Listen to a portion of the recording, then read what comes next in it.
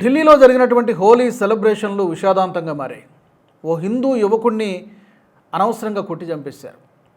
అది ఉత్తమ్ నగర్లో జరిగింది ఈ సంఘటన. నిజానికి హోలీ అనగానే మనందరికీ తెలుసు, ఒకరిపై ఒకరు రంగులు జల్లుకుంటారు, ఆనందంగా సెలబ్రేట్ చేసుకుంటారు. దురదృష్టం ఏంటంటే అక్కడ ఈ హోలీ సెలబ్రేషన్స్ కాస్త హిందూ ముస్లిం తగాదాలాగా మారిపోయింది.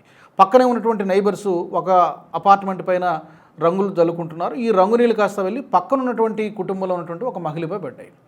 దాన్ని వాళ్ళు చాలా పెద్ద ఇష్యూగా వాళ్ళు చిత్రీకరించారు. ఆమె వాళ్ళ తాలూకు కుటుంబ సభ్యులందరినీ తీసుకురావడము, అక్కడతో కాసేపు గొడవ సద్దుమణిగింది అనుకున్నారు.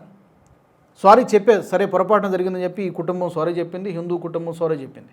కానీ ఒక గంట తర్వాత మళ్ళీ ఈ కుటుంబానికి చెందినటువంటి తరుణ్ అనేటువంటి ఒక యువకుడు బైక్పై వస్తూ ఉండగా అతన్ని అడ్డుకొని ఒక 10-15 మంది గుంపు అతనిపై కర్రలతో, ఐరన్ రాడ్లతో, అలాగే ఇటుకలు, వీటన్నిటితో కూడా విచక్షణారహితంగా అతనిపై దాడి చేశారు. చాలా తీవ్రంగా గాయపడ్డాడు. అతన్ని దగ్గరలో ఉన్నటువంటి వాళ్ళు హాస్పిటల్కి తీసుకెళ్లేటువంటి ప్రయత్నం చేశారు. హాస్పిటల్కి తీసుకెళ్లిన తర్వాత ట్రీట్మెంట్ జరుగుతూ ఉండగా పాపం ఆ తరుణ్, అతను డిజిటల్ మార్కెటింగ్ స్టూడెంట్ అని చెప్తున్నారు. 26 ఇయర్స్, చాలా మంచి ఫ్యూచర్ ఉంది. ఆ యువకుడు చనిపోయాడు. ఈ హోలీ సెలబ్రేషన్స్ కాస్త హిందూ ముస్లిం తగాదాలాగా మారిపోయింది. నిజానికి ఇది చాలా చిన్న ఉదాహరణ, చాలా చిన్న విషయం. రంగులు పడినంత మాత్రాన ఏమవుతుంది, ప్రాణం పోతుందా? సరే, ఆఖరికి కూడా ఈ హిందూ కుటుంబం సారీ చెప్పింది.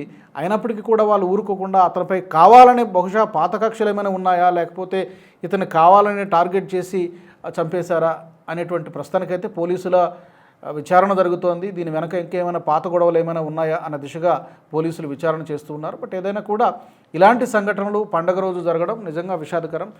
చాలా సందర్భాల్లో మనం చూస్తుంటాం, పర్టికులర్గా గణపతి నవరాత్రి ఉత్సవాలు జరిగినప్పుడు, దసరా ఉత్సవాలు జరిగినప్పుడు, ఇలాగే హనుమాన్ శోభాయాత్రలు జరిగినప్పుడు కూడా దేశవ్యాప్తంగా సెన్సిటివ్ ఏరియాస్లో ఇలా జరుగుతూ ఉండడం, పర్టికులర్గా హిందువులనే టార్గెట్గా చేసుకుని దాడులు జరగడము, ఈ దాడుల్లో ఒక్కోసారి ప్రాణాలు కూడా కోల్పోవడం అనేది నిజంగా చాలా విచారించదగినటువంటి విషయం. దీనికి ఎవరైతే తప్పు చేశారో డెఫినెట్గా వాళ్ళకి శిక్ష పడాల్సిందే. ఒక 10-15 మంది యువకులు కలిసి ఒక్కడిని అమాయకుని చేసి కొట్టేయడం ఏంటి, చాలా దారుణం. అది తప్పకుండా పోలీసులు కఠినమైనటువంటి యాక్షన్ తీసుకుంటారనే మనం భావిద్దాం.